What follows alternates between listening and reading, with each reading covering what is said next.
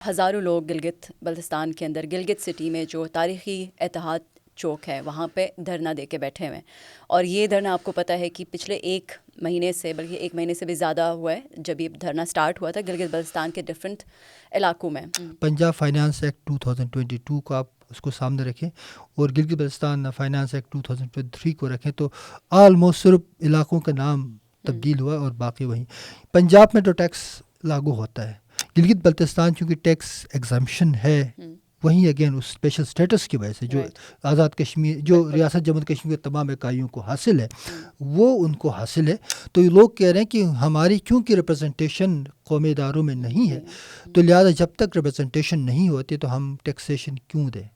پہلا ایک اصولی سوال لوگوں کا آتا ہے۔ سب سے اہم ڈیمانڈ جس سے یہ دھرنا سٹارٹ ہوا وہ ویٹ سبسڈی کے جو پرائسز ہے وہ بڑھانے کے اوپر ہوئی، لیکن ٹائم کے ساتھ جو ہے یہ ایک تحریک کی شکل اختیار کر گئی۔ گندم کی سبسڈی اس پورے ترجیح والے لسٹ میں، اس پورے پرائرٹی لسٹ کے اندر سیکنڈ لاسٹ پہ کہیں ہونی چاہیے۔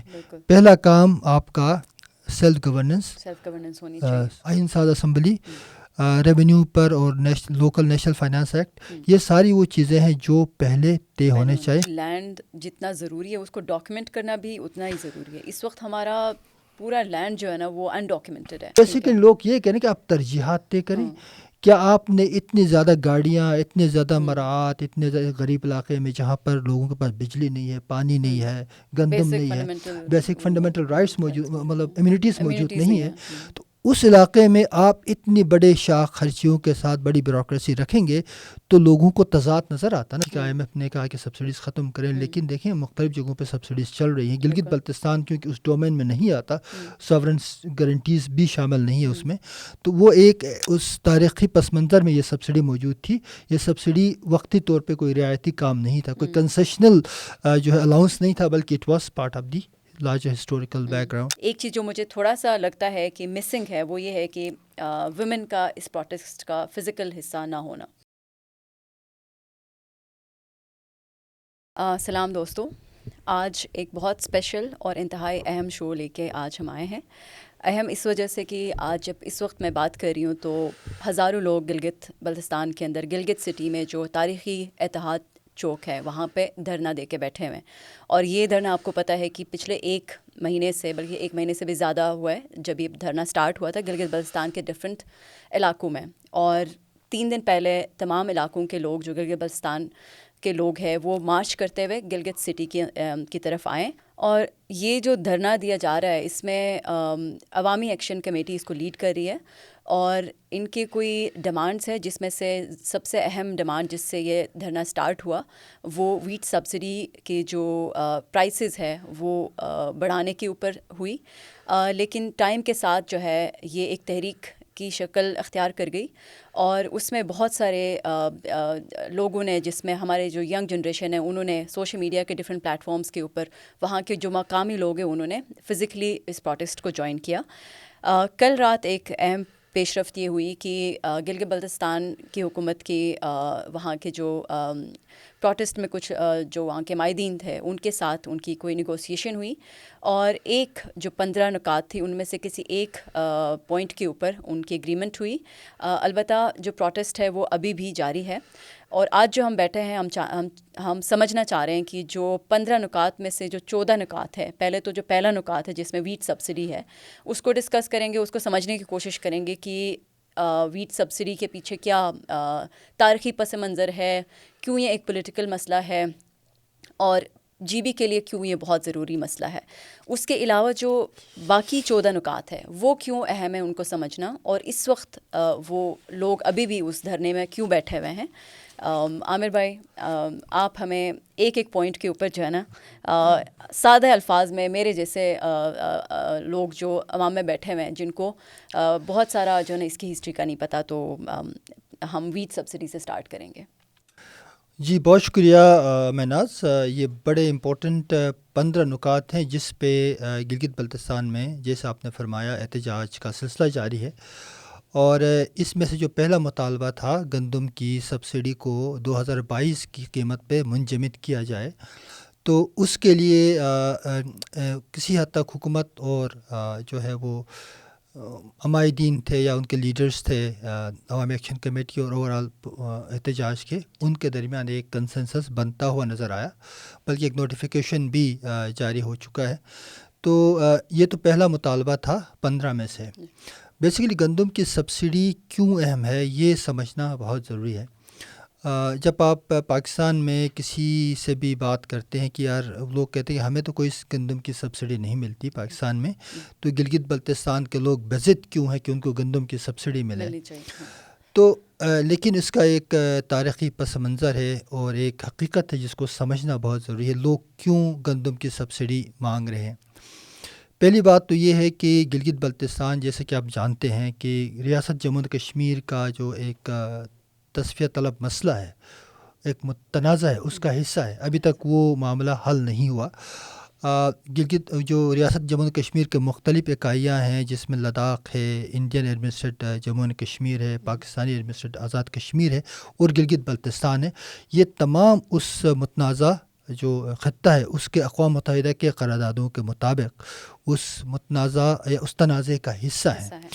اور اس اقوام متحدہ کے جو ریزولوشنز تھے قراردادوں میں یہ بات واضح کر دی گئی تھی کہ یہ جو معاملہ ہے بھارت اور پاکستان اس کشمیر کے مسئلے کے ڈسپیوٹ کے حل ہونے تک یہاں کے لوگوں کو بنیادی حقوق فراہم کریں گے. دونوں ریاستوں پر یہ پابند تھے دونوں ریاستیں کہ وہ جہاں جو علاقے ان کے زیر انتظام ہیں وہاں پہ ان کو وہ تمام بنیادی سہولتیں دی جائیں. اس میں سے کیا اہم ایسے بنیادی چیزیں جو کہ یو این ریزولوشن میں پرومس کیا گیا تھا کہ یہ ان کو فراہم کی جائے؟ دیکھیے اس میں جو یو این کے ریزولوشنز میں دو واضح طور پہ یہ بات کہی گئی ہے کہ چونکہ یہ جو علاقے ہیں یہ کسی خاص ریاستی نظام کے اندر نہیں آتے، ابھی کسی بھی ریاست کے آئین کا حصہ نہیں بن سکتے جب تک یہاں کے لوگ خود ایک پلیبسائٹ کے ذریعے یا استصواب رائے کے ذریعے کسی ریاست کا حصہ بننا نہ چاہیں. تو ابھی تک چونکہ اقوام متحدہ نے تو وہ ٹائم لائن بھی دیا تھا کہ پاکستان کی فوجیں وہاں سے نکلیں گی، بھارت کی بلک آف فورسز وہاں سے بھارت نکالے گا، اس کے بعد ایک انڈیپینڈنٹ کمیشن کے ذریعے یہاں پر استصواب رائے ہوگا اور لوگوں کی مرضی کے مطابق ان کے مستقبل کا فیصلہ ہوگا. لیکن چونکہ نہیں ہوا اور اس ریزولوشن میں یہ بات واضح طور پہ لکھی گئی کہ جب تک یہ نہیں ہوتا، مستقبل کا فیصلہ نہیں ہوتا کہ بنیادی معاشی، سیاسی اور قانونی حقوق کا تحفظ دونوں ریاستوں کی ذمہ داری ہے اقوام متحدہ کے مطابق. اب اس میں واضح طور پہ یہ نہیں لکھا گیا کہ آپ کو گندم کی سبسڈی دینی ہے، بلکہ یہ لکھا گیا کہ ان کے تمام حقوق کو پروٹیکٹ کیا جائے. اب یہ سلسلہ جاری رہا. گلگت بلتستان معاہدہ کراچی کے ذریعے 1949 میں اپریل میں ریاست جموں و کشمیر سے الگ کر کے پاکستان نے آزاد کشمیر کے ساتھ ریاست پاکستان نے ایک معاہدہ کیا. اس معاہدے میں گلگت بلتستان کو براہ راست پاکستان کے زیر انتظام لایا گیا اور ایک قانون تھا فرنٹیئر کرائم ریگولیشن، FCR کے تحت علاقے کو چلایا گیا سینٹرل کنٹرول کر کے. تو آزاد کشمیر میں تو ایک سیٹ اپ موجود رہا. وہاں پر ایک 1927 کا جو آپ کا مہاراجہ تھا کشمیر ریاست کا، اس نے ایک ریفارم انٹروڈیوس کرایا تھا پورے ریاست میں جس میں گلگت بلتستان بھی شامل تھا. اس کے مطابق اسٹیٹ سبجیکٹ رول یہ تھا کہ وہ جو زمینیں ہیں لوگوں کی ان علاقوں میں وہ ان کا ملکیت ہے اور ان کے تحفظ جو ہے ریاست کرے گی. تو بہرحال یہ تھا، لیکن گلگت بلتستان اس فریم ورک سے باہر چلا گیا، براہ راست پاکستان کے زیر انتظام آ گیا. اس کے بعد یہ سلسلہ جاری رہا. 1973 میں ذوالفقار علی بھٹو صاحب نے وہاں کے جو مختلف راجواڑے تھے جس میں پنیال کی کا راجا سسٹم تھا، گلگت کا، نگر کا، ان کو ڈیزالو کیا. کرنے کے بعد انہوں نے کہا کیونکہ یہاں پہ لوگ غریب ہیں، یہاں پہ لوگوں کے پاس کھانے پینے کے لیے جو ہے غذائی ضروریات موجود نہیں ہے، تو 4-5 چیزوں پہ سبسڈی کا اعلان کیا گیا، جس میں گندم تھا، چینی اور اس کے علاوہ کیروسین آئل، اور اسی طرح 2 اور چیزوں پہ، بنیادی چیزوں پہ سبسڈی دی گئی. اور وہ سبسڈی 1973-74 سے آج تک جاری تھی. اس سے پہلے جب بھارت اور پاکستان کے بیچ میں ایک سملا ایکارڈ ہوا تھا 1971 کی جنگ کے بعد. اندرا گاندھی اور ذوالفقار بھٹو دونوں نے اس کو سائن کیا تھا, اور اس میں ایک پوائنٹ یہ بھی تھا کہ جو کشمیر کے علاقے انڈیا کے پاس اور پاکستان کے پاس ہے ان کے وہاں کے لوگوں کو بنیادی حقوق دیے جائے. انڈیا میں اندرا گاندھی نے جہاں جہاں کشمیر کا حصہ تھا انڈیا کے پاس, وہاں پہ ان کو سبسڈیز دی گئی مختلف چیزوں پہ, اور آج بھی سبسڈیز وہاں پہ موجود ہیں. پاکستان میں ذوالفقار بھٹو نے 5 چیزوں پہ سبسڈی ہم نے ان کو بھی دیا, لیکن اس کا تعلق UN ریزولوشن سے, سملا ایگریمنٹ سے. سملا ایگریمنٹ اس کی ایک ری ایفرمیشن تھی بیسیکلی. تو یہ سلسلہ اب بھی جاری تھا, اور اب چونکہ گلگت بلتستان میں جو ٹوٹل زمین ہے اس کا صرف 2% زمین ہے جو قابل کاشت ہے, باقی تو پہاڑ ہے, اور اس کے علاوہ یہاں کوئی انڈسٹری موجود نہیں ہے. لوگوں کو جو ہے اور کوئی اس کے امپلائمنٹ کے ذرائع موجود نہیں ہے, اکنامک اپرچونیٹیز نہیں ہے.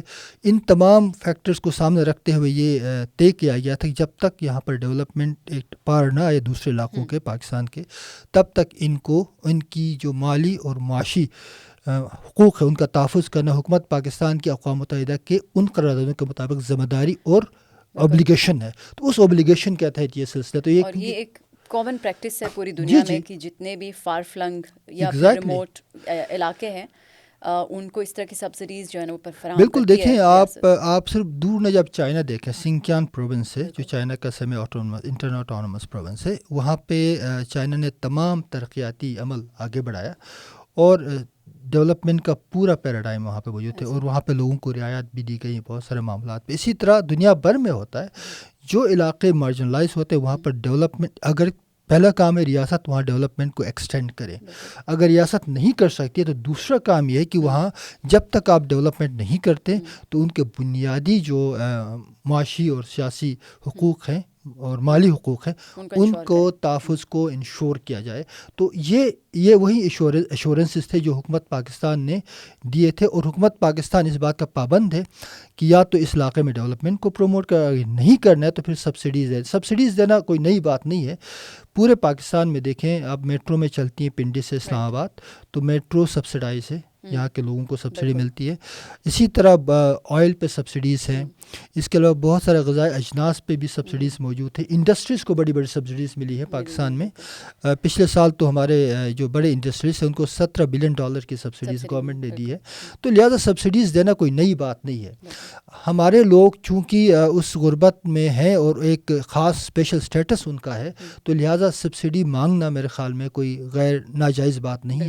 البتہ صرف سبسڈی مانگنا کافی نہیں ہے, اس کے پیچھے جو دیگر نکات ہیں ان پہ اگر غور کیا جائے تو میرے خیال میں بہتر انداز میں سمجھ آ سکتی ہے. میں یہ پوچھنا چاہوں گی کہ کس چیز نے ٹریگر کیا اس دفعہ گلگت کے عوام کو کہ وہ باہر نکل آئیں؟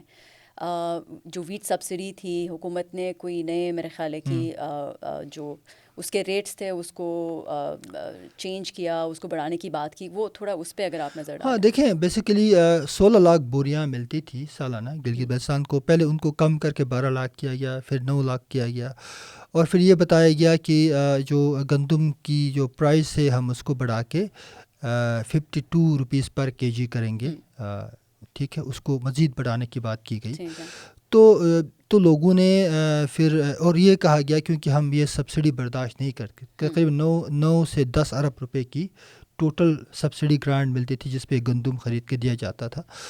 اور انہوں نے کہا کہ کیونکہ یہ ہمارے ٹرانسپورٹیشن کاسٹ بھی پوری نہیں ہوتی ہے تو ہم اس کو ریوائز کریں گے, اور جو اپر اسٹیٹرا ہے اس کو ہم زیادہ کریں گے, نیچے والوں کو ہم سبسڈی ان کا برقرار رکھیں. لیکن اب مسئلہ یہ تھا کہ نہ آپ کے پاس ڈیٹا موجود تھا, نہ آپ کے پاس ریلائبل ڈیٹا ہے, اور ٹارگیٹ سبسڈی کے لیے ضروری یہ ہوتا ہے کہ ایک تو گورننس نظام ہو, ایک تو دوسرا ٹرسٹ ہو حکومت اور لوگوں کے بیچ میں. تیسرا یہ تھا کہ سبسڈی جو ہے وہ کسی, اب یہ جو IMF کے حوالے سے انہوں نے بات کی کہ IMF نے کہا کہ سبسڈیز ختم کریں, لیکن دیکھیں مختلف جگہوں پہ سبسڈیز چل رہی ہیں. گلگت بلتستان کیونکہ اس ڈومین میں نہیں آتا, ساورن گارنٹیز بھی شامل نہیں ہے اس میں, تو وہ اس تاریخی پس منظر میں یہ سبسڈی موجود تھی. یہ سبسڈی وقتی طور پہ کوئی رعایتی کام نہیں تھا, کوئی کنسیشنل جو ہے الاؤنس نہیں تھا, بلکہ it was part of the large historical back ground. تو لہٰذا جب یہ ہوا تو پھر لوگوں نے پھر مطالبہ کیا کہ بھائی یہ سبسڈی اگر آپ ختم کریں گے تو ہمارے لیے متبادل بتائیں، ہم یا تو ہمیں غذائی اجناس ہمارے یہاں ہم سالانہ جو ہماری جو غذائی اجناس کی ضروریات ہیں وہ ہم پاکستان سے لیتے ہیں، ہمارے پاس زمین نہیں ہے، ہمارے پاس اور کوئی ذریعہ معاش موجود نہیں ہے، تو پھر ہمیں کوئی الٹرنیٹ جو ہے انڈسٹری بنا کے دیں یا ہمارے بنیادی مسئلے حل کریں، لوگوں کی پرچیزنگ پاور اتنی بڑھائیں کہ لوگ خود خریدنے کے مختار ہو جائیں۔ تو لیکن کوئی کام نہیں، کیونکہ ایک ایکو سسٹم آپ نے بنانا ہوتا ہے نا ایک چیز کو ختم کرنے کے لیے، تو لوگوں نے کہا ہے ایک ایکو سسٹم بنا کے ہمیں دے دیں، ٹھیک ہے تو آپ سبسڈی اٹھائیں، لیکن اچانک آپ جب یہ سبسڈی اٹھائیں گے وداؤٹ اینی پلاننگ، اور پھر ہمارے جو بنیادی حقوق ہیں جو آپ جس کا پابند ہیں ریاست پاکستان، اس کو پورا نہیں کریں گے تو ڈیفینیٹلی اس کا امپیکٹ اور آئے گا۔ عامر بھائی یہ میرا خیال ہے کہ جب ٹارگیٹڈ کرتے ہیں تو کچھ سمجھ آتی ہے کہ چلو اٹ میک سینس کہ جو غریب طبقہ ہے اس کو زیادہ سے زیادہ آپ سبسڈی دے دیں، اور جو امیر طبقہ ہے ان کو تھوڑا کم دے دیں جو مڈل میں ہے، لیکن اس کا تعین کرنے کے لیے آپ کو ڈیٹا چاہیے، اور اس میں ہمارے پاس کوئی پروونشل جو ہے نا رجسٹری موجود نہیں ہے، اور وہ فیڈرل آپ کو بنانی بھی نہیں دیتی، وہ کہتا ہے کہ آپ ہمارے ڈیٹا کے اوپر ریلائی کریں۔ اب جو ان کا دیا ہوا ڈیٹا ہے وہ بالکل ہمیں آپ کو بھی پتہ ہے کہ کتنا ریلائبل ہے، تو اس کو بیس بنا کے اگر ہم لوگ ٹارگٹ کرنے کی کوشش کرتے ہیں تو وہ اگین اٹس اے فیلئر۔ تو اس کے اندر سسٹم کے اندر اتنے فلاز ہے کہ اس کو کیسے آپ سسٹم کے فلاز ہیں۔ دوسرا یہ کہ دیکھیں 10 بلین اس پی نٹس نا، یہ کوئی بڑا اماؤنٹ تو نہیں ہے۔ آپ گلگت بلتستان کو ایک چھوٹا سا علاقہ ہے، 15 لاکھ لوگوں کی آبادی ہے، اس کو آپ سبسڈائز کرنے میں میرے خیال میں کوئی بڑا خرچہ بھی نہیں ہے۔ اور دوسرا یہ کہ آپ صحیح کہہ رہے ہیں، ڈیٹا ریلائبل ڈیٹا ہمارے پاس موجود نہیں ہے۔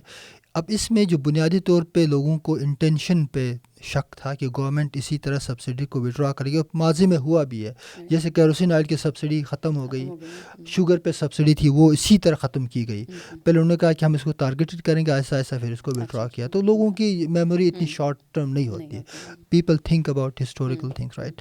تو اسی طرح یہ جو سبسڈی ہے اس کے حوالے سے بھی لوگوں کے یہ خدشات ہیں، حکومت بیٹھ کے خدشات دور کرائے، ان کے سامنے رکھیں، نیگوسیشن کا یا گفت و شنید کا راستہ کھلا ہونا چاہیے، لیکن حکومت کی طرف سے اس میں کوئی پہل نظر نہیں آئی، بالکل خاموشی چھائی رہی۔ جب لوگ اتنے ہزاروں لاکھوں کے تعداد میں جب آئے، امڑ کے آئے سڑکوں پہ، تب جا کے حکومت کو تھوڑا سا احساس ہوا۔ یہ چیزیں پہلے کرنے کی ہوتی ہیں، اور حکومت کو یہ طے کرنا بہت ضروری ہوتا ہے کہ کچھ چیزیں جن کا تعلق تاریخی حقائق سے ہوتا ہے، کچھ چیزیں جن کا تعلق پولیٹیکل جو ہے وہ سسٹم سے ہوتا ہے، چیزوں کا تعلق ایک خاص گورننس سسٹم سے ہے، ان کے ساتھ نہ چھڑیں۔ اور اگر آپ کوئی لوگوں کو واقعی فیسیلیٹیٹ کرنا چاہتے ہیں، ٹارگیٹ سبسڈی دینا چاہتے ہیں، تو اس کا ایک فارمولہ طے کر کے لوگوں کے سامنے رکھتے ہیں۔ بالکل ٹھیک ہے۔ اور میں آخری اس پہ سوال کروں گی، اس کے بعد جو مزید جو 14 پوائنٹس ہیں اس کے اوپر آنا بہت ضروری ہے۔ اب کیونکہ حکومت نے فیصلہ تو مان لیا ہے کہ انہوں نے کہا کہ ہم اپنا جو فیصلہ ہے اس کو ہم واپس لے لیتے ہیں، اسی پرائز پہ آپ کو ملے گی۔ ویئر ڈو یو تھنک کہ گورنمنٹ اب کہاں سے وہ ریسورسز پیدا کرے گی؟ کیا وہ نیگوشیٹ کرے گی فیڈرل کے ساتھ؟ ان کا کیا آپ کو میکنزم لگتا ہے کہ نہیں؟ دیکھیں ریسورسز کا تو ایشو ہے نہیں، وہ آپ کا جو دیکھیں نا جو اینول اے ڈی پی ہے اس میں کوئی اس سال 2023-24 میں 51,700 ملین کا آپ نے ایک بجٹ آؤٹ لے بنایا، اس کے اندر 10.5 ملین جو ہے 10,500 ملین کا جو ہے آٹے کی گندم کی سبسڈی کا آلریڈی الوکیشن موجود ہے۔ یہ کوئی بڑا اماؤنٹ نہیں ہے کہ گورنمنٹ اچانک بوکھلا جائے کہ یار 10 ارب پیسے کہاں سے لائیں۔ یہ تو آپ گورنمنٹ کے دیکھیں، ایک آپ کو ترجیحات طے کرنی ہوتی ہے۔ آپ کا جو 51,700 ملین یعنی 51 ارب 51 ارب کے قریب جو آپ کا ٹوٹل فیڈرل گرانٹ آتا ہے، اس میں سے 80% صرف بیوروکریسی کے سیلریوں پہ چلا جاتا ہے، ٹھیک ہے نا۔ آپ نے دیکھیں نا، آپ پرائرٹیز طے کر سکتے ہیں۔ آپ کو اس علاقے میں اتنی بڑی انفلیٹڈ بیوروکریسی رکھنے کی کیا ضرورت ہے؟ آپ اس کو لین اپ کریں، اس کو تھوڑا سا you have to set the priorities. پہلی ترجیح یہ ہونی چاہیے کہ آپ اسی بجٹ میں سے وہ اماؤنٹ نکال سکتے ہیں، یعنی اگر آپ 80% سے کم کر کے اس کو 70% لاتے ہیں تو وہ 10% میں آپ کا یہ بجٹ نکل آتا ہے۔ تو بیسیکلی لوگ یہ کہیں کہ آپ ترجیحات طے کریں کیا آپ نے اتنی زیادہ گاڑیاں، اتنے زیادہ مراعات، اتنے غریب علاقے میں جہاں پر لوگوں کے پاس بجلی نہیں ہے، پانی نہیں ہے، گندم نہیں ہے، بیسک فنڈامنٹل رائٹس موجود، مطلب امیونٹیز موجود نہیں ہے، تو اس علاقے میں آپ اتنی بڑے شاخ خرچیوں کے ساتھ بڑی بیوروکریسی رکھیں گے تو لوگوں کو تضاد نظر آتا ہے نا. لوگ کہتے ہیں بھائی آپ یہ ترجیحات طے کریں اسی بجٹ سے جو آپ نے الوکیٹ کیا، ہم نیا بجٹ نہیں مانگ رہے. وہ لوگ تو یہ کہہ رہے ہیں جو بجٹ آپ نے الوکیٹ کیا اس کے اندر ریشنلائزیشن کریں، اس کے اندر جو آپ کے لیکیجز ہیں فائنینشیل اس کو کور کر کے ہماری گندم سبسڈی کو بحال رکھیں. ٹھیک ہو گیا. تو چلے میرا خیال ہے کہ باقی کے جو 14 پوائنٹس ہیں اس میں جو دوسرا پوائنٹ ہے جو عوامی ایکشن کمیٹی کی طرف سے آئی ہے، وہ کہتا ہے کہ گلگت بلتستان فائنانس ایکٹ 2023 کو فی الفور کالعدم قرار دیا جائے اور گلگت بلتستان میں عائد تمام ٹیکسز کا خاتمہ کیا جائے. اس کو تھوڑا سا آپ ایکسپلین کریں. اس میں جو بنیادی لاجک لوگ پیش کرتے ہیں وہ یہ ہے کہ نو ٹیکسیشن وداؤٹ ریپرزنٹیشن، جو ایک پرانا نعرہ ہے کہ بغیر نمائندگی کے کوئی ٹیکسیشن نہیں ہونی چاہیے. ٹیکس تو وہ شہری دیں گے جن کی ریاست میں اور حکومت میں شمولیت ہو تاکہ وہ اپنی رائے رکھ سکیں، ٹیکس کے اگینسٹ میں ان کو مراعات ملے اور ریاست کے ساتھ نیگوشیٹ کرنے کا پلیٹ فارم ہو، جو پارلیمنٹ ہوگا، اسمبلی، جو بھی ایک پلیٹ فارم ہوتا ہے. تو یہ لوگ کہہ رہے ہیں کہ ہماری کیونکہ ریپرزنٹیشن قومی اداروں میں نہیں ہے تو لہٰذا جب تک ریپرزنٹیشن نہیں ہوتی تو ہم ٹیکسیشن کیوں دیں. پہلا ایک اصولی سوال لوگوں کا آتا ہے. دوسرا، جب ہم اس فائنانس ایکٹ کو دیکھتے ہیں تو اس میں بہت سارے کٹ اینڈ پیسٹ ہے. پنجاب فائنانس ایکٹ 2022 کو آپ اس کو سامنے رکھیں اور گلگت بلتستان فائنانس ایکٹ 2023 کو رکھیں تو آلموسٹ صرف علاقوں کا نام تبدیل ہوا اور باقی وہیں. پنجاب میں تو ٹیکس لاگو ہوتا ہے. پنجاب کا جو ٹیکس ہے وہ تو ڈیفینیٹلی ہے. گلگت بلتستان چونکہ ٹیکس ایگزمپشن ہے، وہیں اگین اس اسپیشل اسٹیٹس کی وجہ سے جو آزاد کشمیر، جو ریاست جموں کشمیر کے تمام اکائیوں کو حاصل ہے وہ ان کو حاصل ہے، تو لہٰذا ان کی ریپرزنٹیشن کسی ریاست میں نہیں ہے تو اس لیے ان کو یہ ٹیکسیشن نہیں ہو سکتی ہے. اور غربت بھی ہے، ظاہر بات، انڈسٹری بھی ہے، کچھ بھی نہیں ہے. اور لوگوں نے پھر یہ کہا کہ اس فائنانس ایکٹ کے اندر کچھ اچھی چیزیں بھی ہمیں ماننا چاہیے. مثلاً اس میں میرے خیال میں اس کا پیرا نمبر 26 ہے، 25 پہ ایگزیکٹلی میری یاد نہیں، لیکن کچھ پیراز ہیں جس میں یہ کہا گیا کہ جو سرکاری ملازمین ہیں ان کے جو ریزیڈینشیل الاؤنسز ہیں یا جو ان کو گھر ملتے ہیں، سرکاری ملازموں کو جو فری گھر ملتے ہیں مفت میں، اس پہ ملازموں کی تنخواہ سے 5% کٹوتی کی جائے تاکہ وہ اس میں جی بی کے گورنمنٹ کے خزانے میں آئے. دوسرا جو انہوں نے کہا ہے کہ جو گاڑیاں وغیرہ ہے ان پر بین لگائی، مزید گاڑیاں خریدنے کی ضرورت نہیں. یہ ایک پازیٹیو چیز ہے، اچھی مثبت چیز ہے اس کی. تیسرا انہوں نے یہ کہا کہ جو ہوٹلس وغیرہ ہیں اور ان کے اوپر ایک لیوی یا ٹیکس لگایا جائے، انوائرمنٹل ٹیکس. انوائرمنٹ کی بات نہیں کی لیکن انہوں نے کہا ایک ٹیکس پہ لگنا چاہیے. میں اس پہ آ رہی تھی کہ کیونکہ پہلے تو سچویشن ڈفرینٹ تھی، ہمارے پاس اتنے بڑے ہوٹلز نہیں تھے. آپ کہہ رہے ہیں کہ انڈسٹری کافی، ہاں، اس کو انڈسٹری کا درجہ دیں. اور ہاں اب اس پہ دیکھیں، اگر آپ اس تحریک کو دیکھیں نا گلگت بلتستان میں، اس کے مختلف انٹرسٹ گروپ اس میں شامل ہیں. اس میں تاجر بھی ہیں، تاجروں کا اپنا انٹرسٹ ہے کہ ان پہ ٹیکس نہ لگے. ہوٹلیئرس ہیں، ٹوریزم سے وابستہ لوگ ہیں، ان کا بھی انٹرسٹ ہے، وہ بھی اس فائنانس بل کو پیچھے دھکیل رہے ہیں. اسی طرح ایک انٹرسٹ وہ ہے اس پورے تحریک میں، وہ اس بل کو معاملے کو زیادہ اچھالتا ہے. دوسرا غریب لوگ ہیں جو سبسڈی کے حوالے سے زیادہ امپورٹنس دیتے ہیں.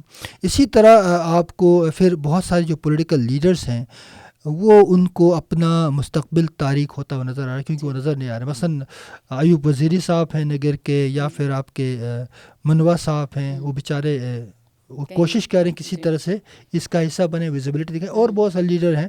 اسی طرح ابجیکٹ نگیر والوں نے جو ابھی کیا تحریک کو رول بیک کیا، تو اس میں بھی بہت سارے ہمارے ڈائنامکس نظر آتے ہیں. لہٰذا کہنے کا مطلب ہے کہ بہت سارے مفاداتی گروہ، مختلف ڈائیورس انٹرسٹ گروپس جو ہے نا وہ ملے ہوئے جو اس تحریک کا حصہ ہیں. اس لیے 15 نکاتی ایجنڈے میں ہر ایک کے انٹرسٹ کے حوالے سے کچھ نہ کچھ موجود ہے. پھر ان کا تیسرا پوائنٹ ہے گلگت بلتستان کی حکومت کی مصنوعی طور پر پیدا کردہ بجلی بحران کا خاتمہ کر کے بجلی کی پیداوار میں اضافہ کیا جائے. یہ تو بہت ہی ایک دیرینہ اور جینون، بالکل یہ بہت جینون ہے. اور فائنانس ایکٹ والا بھی تھوڑا جینون ہے، اس میں میں تھوڑا اور بات کرنا چاہوں گا. اس میں یہ ہے کہ یہاں پہ مختلف اتھارٹیز بنانے کی بات کی گئی ہے.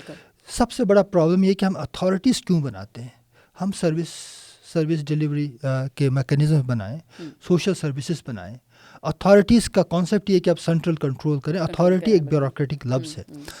آپ مسئلہ لوگوں کا ایک اور بھی ہے کہ اس فائنانس ایکٹ نے بیوروکریٹک جو ٹریڈیشنس ہیں ان کو اسٹرانگ کیا, یعنی اس میں مختلف کمیٹیز بنے گی جس میں جو ہے ڈپٹی کمشنر جی اس میں کمیٹیز بنائی گئی ہیں. اس کمیٹی میں ہر کمیٹی میں ڈپٹی کمشنر ہے, کمشنر موجود ہے. اچھا, لوگ یہ کہہ رہے ہیں کہ بھائی اس کے متبادل میں آپ ایک اس طرح کے فائنانس ایکٹ لا کے سینٹرلائز بیوروکریسی کے کنٹرول کو مزید مضبوط کرنے کے بجائے آپ ایک ڈیسنٹرلائز قسم کا لوکل گورننس سسٹم لائے جہاں پہ لوگوں کی پلاننگ ہو اور لوگ خود ڈیسائیڈ کریں ریسورسز کی الوکیشن کہاں ہونی چاہیے, اور پھر بیوروکریسی کا کام اس کو ایگزیکیوٹ کرنا ہے, اس کو امپوز کرنا نہیں ہے. اچھا عامر صاحب, اس پہ ابھی میں کیونکہ ایک ایکسپیرینس رہا ہے ایک ادارے کے ساتھ, تو ایگزیکٹلی یہی چیز کرنے کی کوشش کی تھی جو ہمارا لوکل گورنمنٹ ایکٹ تھا کہ بالکل ڈیسنٹرلائزڈ ہو اور جو کمیونٹیز ہے یا پھر جو کاؤنسلس ہے لوکل لیول پہ وہ امپاورڈ ہو, اور پھر ان کا کام ہو پلاننگ کرنا, ان کا کام ان کو ریسورسز پرووائڈ کریں. لیکن وہ آپ کو پتہ ہے اس کے ساتھ کیا ہوا, تو اس طرح کے ایکٹس کے لیے تو کوئی جگہ ہی نہیں ہے. بالکل یہی خدشہ ہے نا لوگوں کا. جب لوگ سڑکوں پہ نکلتے ہیں تو یہ ایک اہم مطالبہ ہے کہ فائنانس ایکٹ میں بھلے کچھ اچھے پوائنٹ ضرور ہیں نکات, لیکن اوور آل اس کو دیکھیں تو اس کے اندر جو اتھارٹیٹیو میکینزم دیا گیا ہے وہ لوگوں کو ایکسیپٹیبل نہیں ہے. لوگ یہ کہہ رہے ہیں کہ بھائی ٹھیک ہے آپ ریونیو جنریشن کی اونرشپ لوگوں کو دے دیں, لوگ ریونیو جنریشن کے لیے امپاور کریں لوکل اسمبلیز کو. ریونیو آئے گا تو ٹیکس بھی آئے گا. آپ ریونیو بڑھانے کے لیے بھی ہمیں اختیارات نہیں دے رہے ہیں. وہ تمام اختیارات جہاں ریونیو شامل ہے وہ جی بی کاؤنسل کے پاس ہے جو فیڈرل گورنمنٹ کی ریپرزنٹیشن ہے جس میں, تو آپ اس کو منتقل کریں اختیارات کو, اور پھر ریونیو آئے گا تو ٹیکس بھی آئے گا, انڈسٹری کا درجہ بھی ملے گا اور ٹیکسیشن بھی ہوگی. لیکن اس کے لیے شرط یہ ہے کہ آپ لوگوں کو امپاور کریں, اپنا ریونیو جنریٹ کریں. اور لوکل گورننس جیسا آپ نے فرمایا نا کہ وہ جو اس طرح کے انیشیٹیوز ہوتے ہیں لوکل گورننس کو, وہ آپ کی اتنی اسٹرانگ بیوروکریسی ہے اس کو کل کر دیتی ہے, تو اس سے بڑا نقصان ہوتا ہے. اور یہ لوگوں کا خدشہ میرے خیال میں بڑا جائز ہے کہ اس پہ بالکل بات ہونی چاہیے. اور پھر ان کا 4تھ پوائنٹ جو ہے یہ انرجی والا جو ہے, گلبستان جو ہے نا حکومت کے ساتھ, وفاقی حکومت کے ساتھ NFC کے طرز کا مالیاتی معاہدہ طے کریں اور گلگت کا مالیاتی بجٹ جو ہے وہ حاصل کیا جائے. تو یہ اس میں آپ کو کتنی پاسبلٹی نظر آتی ہے؟ دیکھیں اس کا بھی تعلق یہ ڈفرینٹ کنڈیشنز ہاں جی بالکل. دیکھیں اس میں بھی یہ بات جو چھپی ہوئی بات ہے, جو ایکچوئل بات ہے, وہ لوگ یہ کہہ رہے ہیں کہ ہمیں اپنے ریونیو جنریٹ کرنے کا اختیار حاصل ہو. مثلا 4-5 کی سیکٹرز ہیں. سیاحت ہے, سیاحت بھی ابھی فیڈرل سبجیکٹ ہے. منرلس ہیں, معدنیات ہیں, وہ بھی فیڈرل گورنمنٹ کے پاس ہے. اچھا واٹر رائٹس ہیں, وہ بھی فیڈرل گورنمنٹ کے پاس ہے. اچھا جتنے بھی ریونیو جنریشن کے آپ کے ذرائع ہیں وہ کہتے وہ اب ہمیں منتقل کریں اور ہم ریونیو جنریشن کریں. ریونیو جنریشن کی بہت پاسبلٹی ہے. دیکھیں نا, پاور جنریشن سے لے کے ٹورزم سے لے کے منرل سے, اگر آپ اور جو آپ کا انٹرنیشنل ٹریڈ ہے سوسٹ بارڈر کا, کراکرم ہائی وے سے جو ریونیو آتا ہے, دریاؤں کا جو رائلٹی آئے گا, یا بادشاہ دیامر ڈیم کا جو آئے گا فیوچر میں, وہ سب اگر لوکل گورنمنٹ کے پاس ہو, گلگت بلتستان کی گورنمنٹ کے پاس ہو, تو وہاں سے جو ریونیو جنریٹ ہوگا اس پر ایک فائنانس اس پہ ایک NFC ہونا چاہیے, پروونس کا اپنا نیشنل فائنانس کمیشن ہو, جس کے اندر حکومت گلگت بلتستان کو ان کے جو ریونیو آتا ہے اس کو, اب یہ کیا کرتے ہیں جتنا بھی ریونیو آتا ہے یہ کیونکہ فیڈرل تو سارے فیڈرل گورنمنٹ کے پاس جاتے ہیں, جی بی کو نہیں پتہ ہوتا کہ انہوں نے کتنا ریونیو جنریٹ کیا. پھر وہاں سے کہا جاتا ہے آپ کو گرانٹ دیا جاتا ہے, ہمارے پیسے تو ڈائریکٹ جاتے ہیں, اس کے الگ بجٹ الوکیشن نہیں ہوتا. ایگزیکٹلی اسی پیسے کے لیے جو آپ نے کمایا آپ محنتیں کر کے واپس لائے. تو وہ یہ کہہ رہے ہیں کہ یہ جو پیسہ ہمارا ہے اس کو بلکہ مزید امپروو کریں, اس پہ مزید انویسٹمنٹ کی گنجائش نکالیں, اور اچھا خاصا جو آمدن آتا ہے اسی سے ہمارا NFC ایوارڈ ہو گلگت بلتستان کا. وہ قومی نیشنل NFC ایوارڈ کی بات نہیں کریں, کیونکہ نیشنل NFC ایوارڈ کا ایک بڑا مسئلہ ہے. اس کے 2 بڑے اہم ہیں, ایک تو پاپولیشن ہے, پاورٹی ہے, جغرافی ہے, 3-4 انڈیکیٹر. اس پہ اگر کیلکولیٹ کریں تو 12-13 ارب سے زیادہ گلگت بلتستان کو نہیں ملتا. لیکن وہ یہ کہہ رہے ہیں کہ ہمارے اپنے ریسورسز سے جو ہمارا خاص اسٹیٹس ہے اس کے مطابق گورننس اسٹیٹس, اس کے مطابق ہمیں وہ دے دیں تو ہمارا NFC وہاں سے طے ہو کہ ہم کتنا ریونیو جنریٹ کرتے ہیں. یعنی کہ یہ ایک ہمارے NFC GB لیول کا کوئی آلٹرنیٹیو پلیٹ فارم یہ کہہ رہے ہیں. ایبسولوٹلی بالکل, تاکہ ریسورسز ہمارے پاس ریسورسز ہمارے پاس ہو, اسی سے ہم ریونیو کی بات کریں. یہ بڑا ایک یہ میرے خیال میں جنون ہے اور یہ اس پہ غور کرنا چاہیے. یہ کوئی یہ اس کا تعلق بھی پھر اوور آل گورننس اسٹرکچر ہے اس کی طرف جاتا ہے. ٹھیک ہے, پھر یہ سارے مسئلے تقریباً جو ہے نا آپ کو حل ہوتے ہوئے نظر آتے ہیں. گندم کی سبسڈی ہے, یہ ساری چیزیں, آپ کو گرانٹ پہ کیا ضرورت ہے پھر؟ نہیں دیکھیں نا آپ کو, دیکھیں ہم نے اس دن بھی ایک ہم نے پوڈ کاسٹ کیا اس پہ, نے کہا یار اگر آپ کو صرف پانی کی رائلٹی ملتی ہے نا تو آپ پوری دنیا سے بہترین گندم خرید کے اپنے 15 لاکھ لوگوں کو فری میں کھلا سکتے ہیں. آپ کو اتنا پیسہ آتا ہے تو آپ یہ جو گلی سڑی گندم کے لیے بیک مانگنے کی ضرورت پیش نہیں آئے گی, کیونکہ جو گندم آپ کے پاس ہے اس میں بھی بڑا کرپشن ہے. اس پہ بھی کوئی بات ہونی چاہیے کہ جو بوریاں آتی ہیں مانسرا میں اترتی ہیں مختلف جگہوں پہ مختلف ٹھیکیداروں سے مختلف مل آنر سے ہوتے ہوئے جو آخر میں جو سب سے گندا گندم ہے وہ عام آدمی تک پہنچتا ہے. اس پہ بھی بات ہونی چاہیے کہ وہ شفاف طریقے سے آئے. اور بات یہ ہے کہ اگر آپ گلگت بلتستان کا اپنا NFC ہو, NFC ایوارڈ ہو, تو پھر ہم اپنا گندم لے کے لوگوں کو کھلا بھی سکتے ہیں, سبسڈی کی ضرورت بھی پیش نہیں آ سکتی ہے. اچھا, پھر ان کا توانائی والے پہ میں نے بات نہیں کی. نہیں ابھی آ رہا ہے. اچھا 6 پوائنٹ جو ہے وہ گلگت بلتستان اسمبلی کی جگہ آئین ساز اسمبلی کا قیام بالکل جینون ہے, اس پہ تو کوئی دو رائے ہے ہی نہیں. دیکھیں اس پہ اس لیے بھی ضروری ہے کہ پھر وہیں جو 1947 میں جو ہوا ڈسپیوٹ پیدا ہوا جس میں انڈیا جو ہے اقوام متحدہ میں چلا گیا, پھر پاکستان بھی گیا, دونوں ریاستوں نے یہ طے کر لیا کہ جی ہاں یہ ایک ڈسپیوٹڈ ایریا ہے. تو اس میں ایک آپ دیکھیں کہ 1947 میں انڈیا میں کی جو کے پاس جو انڈین زیر انتظام جموں و کشمیر تھا وہاں ایک کانسٹیٹیوئنٹ اسمبلی بنائی گئی جو اپنی کانسٹیٹیوشن خود بناتی تھی. اسی طرح آزاد کشمیر میں گلگت بلتستان کا جو زیر انتظام ہے وہاں بھی ان اے وے ایک اسمبلی تو ہے, ان کا اپنا وزیر اعظم ہے, ان کا اپنا صدر ہے, ایک سسٹم ہے. تو گلگت بلتستان والے یہ کہہ رہے ہیں کہ جس طرح دیگر اکائیوں کو انٹرنل اٹانومی حاصل ہے اپنا خود, یا تو آپ ہمیں آئین کا حصہ بنائیں, آئین کا آرٹیکل پاکستان کا آئین کا آرٹیکل نمبر 1 کو آپ ایمینڈ کر کے اس کو وہ تو آپ نہیں کر سکتے کیونکہ کشمیر کا معاملہ جو ہے ابھی تک اٹکا ہوا ہے. تو دوسرا حل یہ ہے کہ آپ ہمیں ایک آئین ساز اسمبلی دے جو ہم اپنا آئین خود بنائیں. اس آئین میں یہ تمام معاملات طے ہوں. جب آئین بنتا ہے تو پھر اب دیکھیں پاکستان کے آئین میں آپ کے فائنینشیل NFC کا بھی ذکر ہے, آپ کے کونسل آف کامن انٹرسٹ بھی اس میں ہے, اکنامک کونسل بھی ہے, پاکستان میں ریسورسز کے تقسیم کا پورا فارمولہ آپ کے آئین میں موجود ہے. تو گلگت بلتستان والے یہ کہہ رہے ہیں کہ ہمارا آئین بھی ہو جس کے اندر ہمارے تمام معاشی ریسورسز, سیاسی حقوق, آئینی حقوق اور ہمارے جو قانونی حقوق ان سب کا ایک تشریح ہم خود کریں اور اس کا اطلاق لوکل لیول پہ ہو جب تک یہ کشمیر کا مسئلہ حل نہیں ہوتا. بالکل ٹھیک ہو گیا. ابھی ہم لوگ دیامر بادشاہ ڈیم کے اوپر آئیں جو 7 پوائنٹ ہے ان کا کہ دیامر بادشاہ ڈیم کی net hydro profit and rights water user میں 80% رائلٹی دی جائے اور دیامر بادشاہ ڈیم سے گلگت بلتستان کے لیے بجلی مفت فراہم کیا جائے. یہ کتنا آپ کو دیکھیں اس میں 2 بڑے اہم نکات ہیں میرے خیال میں اس پہ بات کرنی چاہیے. ایک تو جو دیامر بادشاہ ڈیم ہے بالکل جہاں جس علاقے میں ڈیم بنتا ہے جو وہاں کی آبادی ہے, افیکٹڈ لوگ ہیں یا اس کی جغرافی ہے, اس کا حق بنتا ہے. اور انٹرنیشنل ادارے جو فنڈنگ کرتے ہیں وہ بھی یہ بات بتاتے ہیں کہ جہاں جہاں اس طرح کے بڑے میگا پروجیکٹس ہوتے ہیں, جہاں ریسیٹلمنٹ ہوتی ہے, ریلوکیشن ہوتی ہے, لوگوں کی ایوکشن ہوتی ہے, زمینیں چلی جاتی ہیں, تو وہاں پہ لوگوں کے لیے باقاعدہ ایک پراپر ان کی آباد کاری کا بھی کام ہو اور ساتھ ساتھ اس پورے علاقے میں جو ماحولیاتی اثرات ہوں گے, مثلاً بارشوں کا تناسب میں اضافہ ہوگا. جب آپ ڈیم بنائیں گے تو جو واٹر جو ایواپوریشن ہے وہ بڑھے گی اور پرسپٹیشن میں بھی اضافہ ہوگا اور اس سے جو تباہ کاریاں ہوں گی کیونکہ یہ بڑا فریجائل علاقہ ہے لینڈ سلائڈنگ کا, تو اس کو بھی میٹیگیشن ہونی چاہیے. تو جو واٹر یوسیج کے رائٹس اور اس کے علاوہ جو ڈیم کی رائلٹی کی جو بات ہے نا وہ بیسیکلی وہ تمام خطرات ہے اس کی میٹیگیشن کے لیے کی جاتی ہے جو کہ ایک جائز بات ہے, ہونی چاہیے.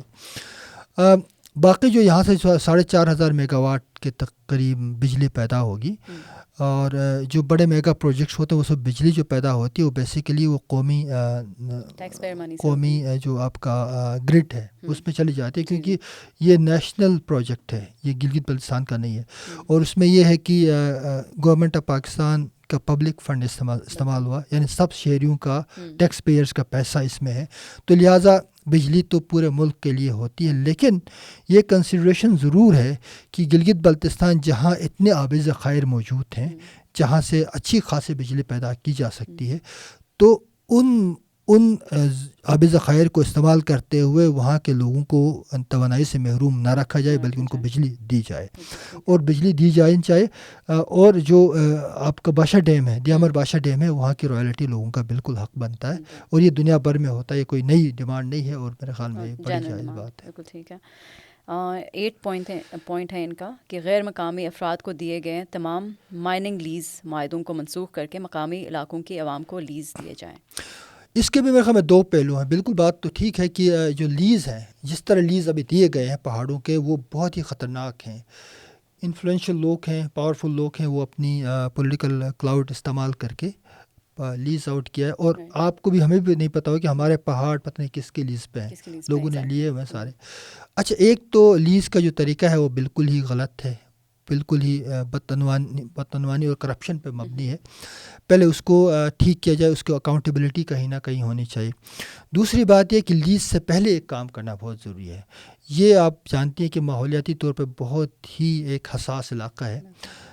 لیز جس کو بھی ملے، جس نے بھی ایکسٹریکشن کرنا ہوگا، وہ ماحولیات کو خراب کرے گا، چاہے لوکل ہو یا نان لوکل ہو، بالکل دونوں سے امپیکٹ آئے گا۔ تو لہٰذا لیز سے پہلے ایک پورے علاقے میں ایک ماحولیاتی اسسمنٹ کی جائے، جہاں جہاں لیز دی جاتی ہے، اس ماحولیاتی اسسمنٹ کو باقاعدہ پراپر طریقے سے، جینون طریقے سے کیا جائے، اور جہاں جہاں اثرات، منفی اثرات لوکل لوگوں پہ ہوتے ہیں اس لیز سے، اس کی میٹیگیشن یا اس کے تدارک کے لیے باقاعدہ اقدامات کیے جائیں، اور اس ڈاکیومنٹ کو پبلکلی ڈسکلوز کیا جائے اور بتایا جائے کہ اس کے یہ خطرات ہیں، اور لوکل لوگوں کو یہ سمجھایا جائے اس کے خطرات یہ ہیں، اس سے تدارک کے لیے ہم یہ اقدامات کریں گے، اور ان اقدامات کو امپلیمنٹ کرنا ہوگا۔ جب یہ پلان بنے گا، انوائرمنٹل سوشل مینجمنٹ پلان بنے گا پورے اس علاقے کا، اس کے بعد پھر اگلا کام ہوگا لیز پہ دینے کا، کہ کس پہ لیز پہ دیا جائے۔ اور ڈیفینیٹلی اگر ہم ریاست جموں و کشمیر کا اگین اس تنازع کا حصہ ہیں، اور ہم پہ وہ قوانین اپلائی ہوتے ہیں، تو اس کا مطلب یہ ہے کہ لیز صرف لوکل لوگوں کو مل سکتا ہے، اور لوکل لوگوں کو بھی ان شرائط کے ساتھ کہ وہ ماحول کو خراب نہ کرے۔ لوکل لوگوں میں بھی تو بہت سارے ایسے ہیں نا جو ایکسٹریکٹیو کام کرتے ہیں۔ اب یہ لوکل نان لوکل کا ایشو نہیں ہے، میرے خیال میں یہ ایشو یہ ہے کہ انوائرمنٹ کا ایشو ہے، اس کو سمجھنا بہت ضروری ہے۔ اور اس میں پھر اس علاقے کی سب سے بڑی ستم ظریفی یہ ہے کہ یہاں پہ جو لوٹ مار ہے نا، صرف نان لوکل نہیں، لوکل بھی کر رہے ہیں، جنگلوں کو کاٹنے سے لے کے ہر چیز سے لے کے سارے انوالو ہیں۔ تو لہٰذا اکاؤنٹیبلٹی میکنزم بہت ضروری ہے، ماحولیاتی سینسٹیوٹی بہت ضروری ہے، پہلے اس کو طے کرنے کے بعد لیز کا کام شروع ہونا چاہیے۔ بالکل ٹھیک ہو گیا۔ 9 پوائنٹ ہے ان کا، گلگت بلتستان میں سیاحت سے وابستہ ہوٹلوں اور ٹرانسپورٹ کو انڈسٹری کا درجہ دیا جائے۔ ہاں بالکل، بات تو یہ ہے کہ اب یہ اس میں ایک ہوٹلیئرس کا بڑا ڈیمانڈ ہے شروع سے، وہ انڈسٹری کا درجہ اس لیے مانگ رہے ہیں کہ پاکستان میں جو انڈسٹریز ہے ان کو گورنمنٹ کے کچھ انسینٹیوز ملتے ہیں، لیکن انڈسٹری میں پھر ان کو ٹیکس نہیں دینا پڑتا، یا ٹیکس ایگزمپٹڈ انڈسٹری ہوگی؟ مطلب یہ کہہ رہے ہیں نا کہ انڈسٹری کا درجہ دینے کا مطلب یہ کہ ان کو فائنینشیل ایکسیس ملے، ان کو لینڈنگ آسان قسطوں پہ ملے، ہاں، جیسے بڑی انڈسٹریز کو گورنمنٹ دیتی ہے، جیسے میں نے پہلے کہا تھا کہ $17 بلین سالانہ جو ہے بڑی انڈسٹریز کو گورنمنٹ جو سبسڈی دیتا ہے، تو کہتے ہیں ہمیں بھی وہ سبسڈی ملنی چاہیے، ہمیں بھی جو ہے وہ انویسٹمنٹ کے لیے مطلب بہت ہی کنسیشنل لون ملنے چاہیے، لانگ ٹرم لون ہو۔ تو بیسیکلی یہ ڈیمانڈ ہے، لیکن اس ڈیمانڈ میں کنفیوژن ہے، آپ صحیح کہہ رہی ہیں۔ انڈسٹریل درجہ دینے کا مطلب یہ بھی ہے کہ آپ نے ایک اور ڈیمانڈ رکھا کہ ہمیں فائنانس ایکٹ 2023 کو وڈرا کیا جائے، تو اس کے اندر ہوٹلوں پہ جو ہے نا وہ ریونیو اور ٹیکس لگانے کی بات بھی کی گئی ہے۔ دیکھیں، بات یہ ہے کہ اگر ٹیکس لگتا بھی ہے ہوٹلوں پہ میرے خیال میں اس بات کا حق میں ہوں کہ جو بڑے ہوٹل ہیں اس پہ انوائرمنٹل فیل لگنی چاہیے کم از کم، ٹیکس نہ لگے جس قسم کی ایکسٹریکشن ہو رہی ہے اب تو، اور لوگ بڑے فخر سے آتے ہیں کہ ادھر تو ویسے بھی کوئی ٹیکس نہیں دینا، تو جتنا بڑا دیکھیں نا، اب ہنزا کی مثال لیں جہاں پہ اتنے بڑے ہوٹلز بنے، یا اسٹور میں لے لیں، یا بلتستان میں لے لیں، قپولو میں، تو وہ جو ہوٹل جو کماتا ہے اچھا خاصا ریونیو، اس کا کام ہے کہ وہاں کے ماحول کو جو نقصان پہنچاتا ہے، وہاں واٹر ریسورسز یوز کرتا ہے، اس کے عوض اس کو ایٹ لیسٹ ماحولیاتی ٹیکس ہونا چاہیے اس پہ. اس کو انڈسٹری کا درجہ ملنا چاہیے، اس میں کوئی شک نہیں. انڈسٹری کا درجہ ملنے کے بعد ریاست فیسیلیٹیٹ کرے، ان کو انڈسٹریز کو پروموٹ کرے، پروٹیکٹ کرے، لیکن ساتھ ساتھ انڈسٹریز کو بھی یہ حق خاص، یہ ان کو بھی سمجھنا چاہیے کہ وہ لوکل ماحول کو تباہ کرنے کے، اس کو بچانے کے لیے اپنا کردار ادا کریں، اور کوشش کریں کہ جو انوائرمنٹل لاز ہے، قوانین ہے، اس کے اندر رہتے ہوئے کام کریں. تو یہ ان کے لیے بھی بڑا امپورٹنٹ ہے. 10 پوائنٹ ہے، گلگت بلتستان میں سیاحت کو پروان چڑھانے کے لیے شونٹر ٹنل کو جلد از جلد تعمیر کیا جائے تاکہ سیاحوں کو بہترین سفری سہولیات میسر ہو سکے.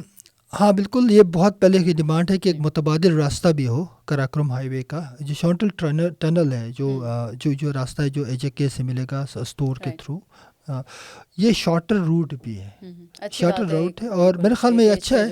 اگر گورنمنٹ کے، آئی ڈونٹ نو ابھی گورنمنٹ کے پاس پیسے ہے یا نہیں ہے، آئی ڈونٹ تھنک کہ پاکستان کے پاس اس وقت جو حالات ہیں، لیکن ڈیمانڈ بہت اچھا ہے، اس کو بالکل رکھنا چاہیے. گلگت بلتستان میں ایک اور مسئلہ ہے کہ اگر کراکرم ہائی وے کسی طرح سے بلاک ہو جاتا ہے، کسی حادثے کی وجہ سے یا کوئی لینڈ سلائڈنگ کی وجہ سے، تو لوگوں کے پاس متبادل راستہ ہے نہیں.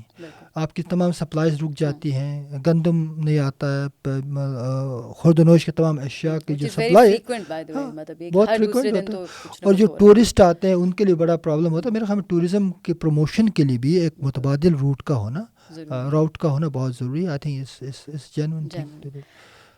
گلگت بلتستان میں میڈیکل اور انجینئرنگ کالجز کا قیام عمل میں لایا جائے. بالکل، یہ تو اس میں تو ہاں، یہ بھی اس میں کوئی اس میں انکار نہیں ہے کہ اس پہ جب آپ لوکل امپاورمنٹ کی بات کرتے ہیں تو بہت سارے ہمارے بچیاں پورے پاکستان میں دیکھیں وہاں یونیورسٹی یا کوئی فیسلٹی نہ ہونے کی وجہ سے مائیگریٹ کرتے ہیں، اور بہت مسائل کا سامنا کرنا پڑتا ہے.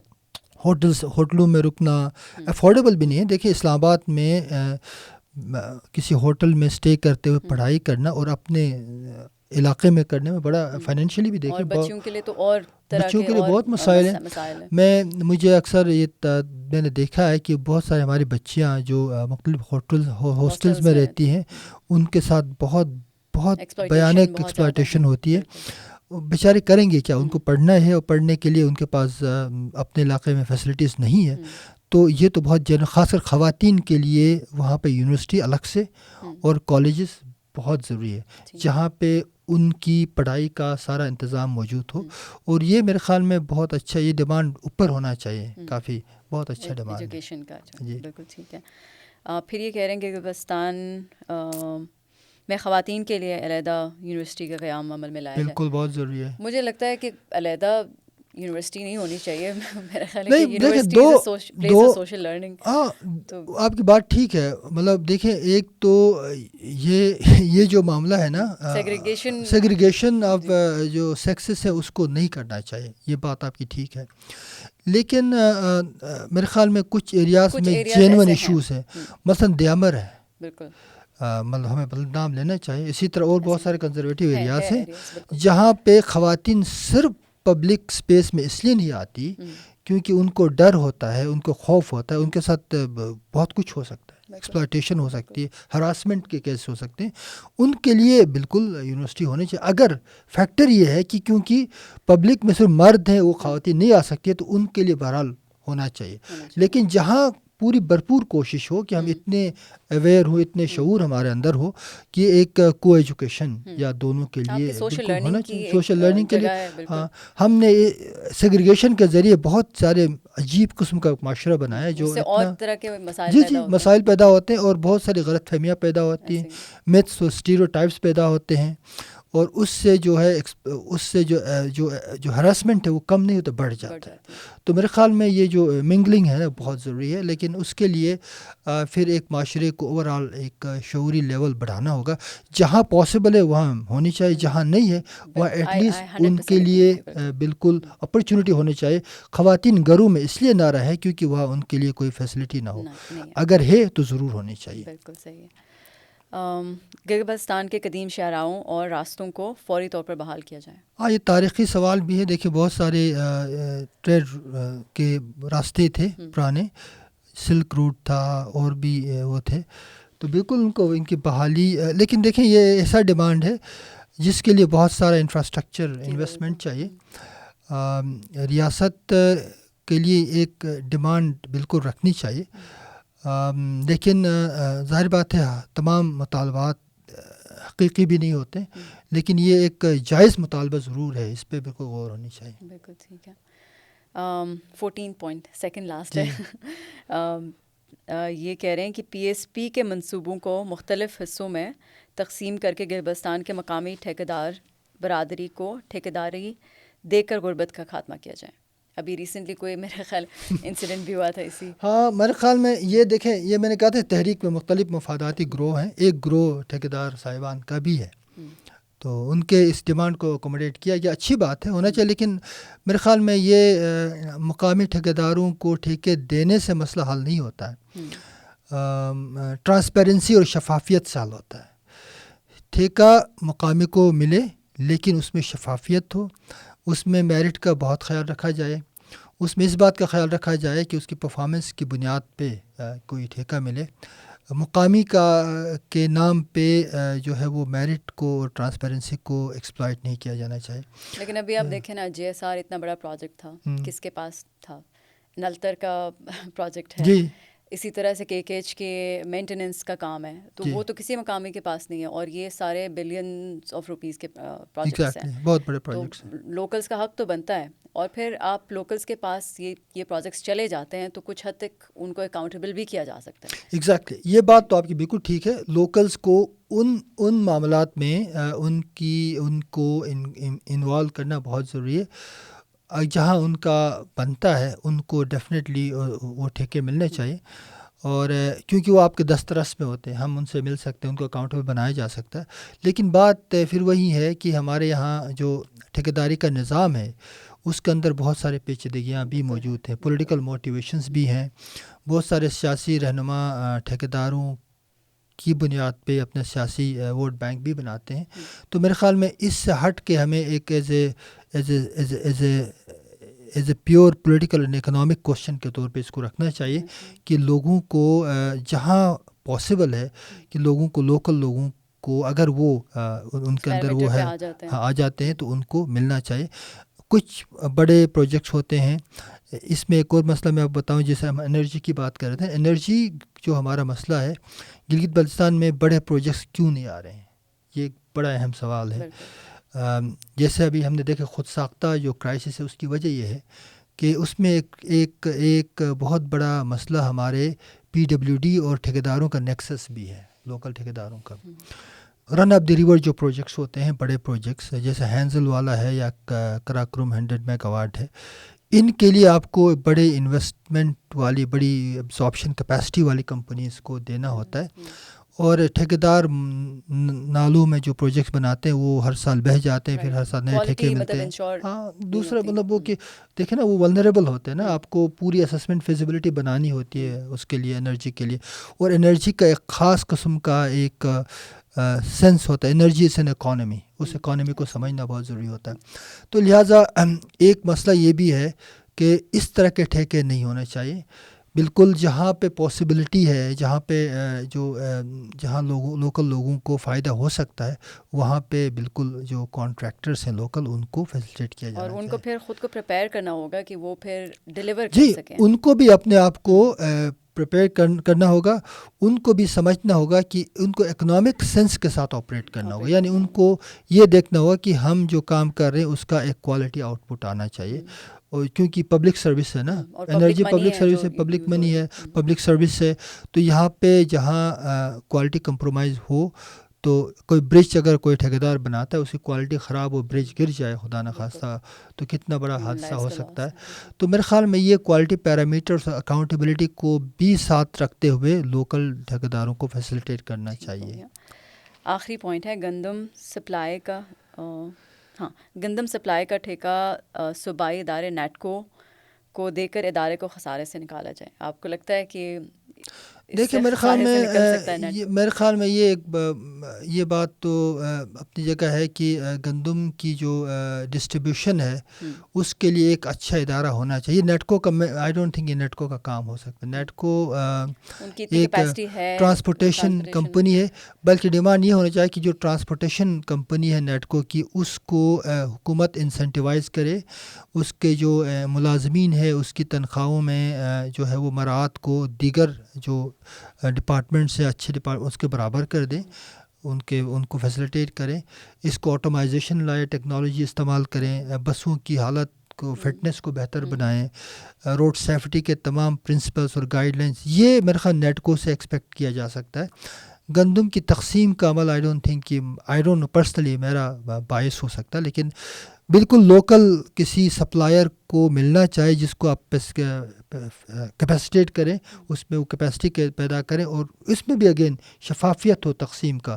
ایسا نہ ہو کہ آپ نے 16 لاکھ بوریاں آپ لے آئے اور ان میں سے 10 لاکھ بوریاں جو ہے وہ ملز آنرز کے پاس چلے جائیں اور اس کے بدلے چوکر جو ہے عام لوگوں کو مل اب یہ جائے. کچھ ڈیجیٹائز کرنے کی بات تو ہو رہی تھی گندم کے ڈسٹریبیوشن کا جو سلسلہ ہے، ڈیجیٹائز ہونا چاہیے اور اس میں بالکل پتہ ہونا چاہیے کہ کس کے پاس گندم کا جو سپلائی لائن ہے پنجاب سے لے کے گلگت تک کا، اس میں تمام ایریا میں باقاعدہ اس کی چیکنگ ہونی چاہیے کہ کہیں گندم چینج تو نہیں ہو رہا، تبدیل تو نہیں ہو رہا. تو یہ بہت ساری چیزیں کرنے کی ہیں.